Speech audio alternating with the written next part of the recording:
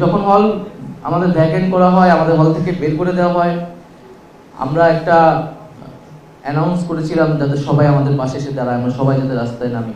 আমরা কখনো ভাবি নাই যে সত্যিকার অর্থে ঢাকার রাজপথ সেদিন স্টুডেন্টদের, ছাত্রদের দখলে তারা নিয়ে নেবে, এবং কার্যত এই আন্দোলন 17 তারিখের পরে এই আন্দোলন ছিল মূলত প্রাইভেট বিশ্ববিদ্যালয় এবং ঢাকার সাধারণ মানুষদের নিয়ন্ত্রণে।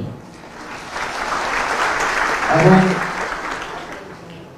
আমরা আসিফের কথা জানি, এরকম আরো শত শত আমরা শহীদের কথা জানি। আজকে এই অনুষ্ঠানে আমরা সকলেই আছি, বিশ্ববিদ্যালয়ের শিক্ষকেরা আছেন, প্রশাসন আছেন, কর্তৃপক্ষ আছেন, আসিফের বাবা মাও আছেন, শুধু আসিফ নেই। এবং আসিফের মায়ের সাথে, বোনের সাথে কথা বলছিলাম, তারা বলছিলেন যে আন্দোলনের সময়গুলোতে তারা কিভাবে আসিফকে সতর্কতা করতেন, আন্দোলনে যেতে মানা করতেন, নিরাপদে থাকতে বলতেন। আমার মনে পড়ছিল আমার মায়ের কথা, এই একই জিনিস আমার সাথে আমার মা আমাকে বলতেন, আন্দোলনে না যেতে বা একটু সাবধানে গেলেও একটু যাতে আমরা সাবধানে থাকি।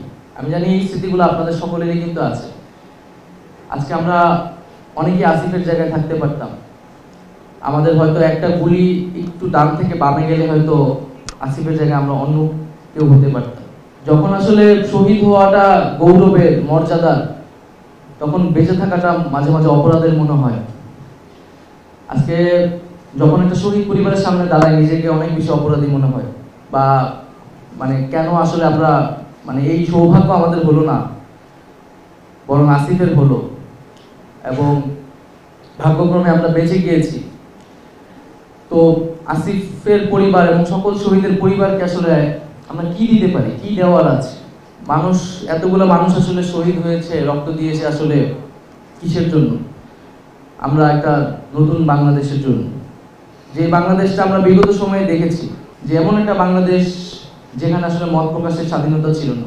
এটা চিন্তা করা যায় না যে আমার দেশের পুলিশ আমার দেশের ছাত্রদেরকে গুলি চালাচ্ছে, তাও এত নির্মম ভাবে, হেলিকপ্টার থেকে গুলি চালাচ্ছে।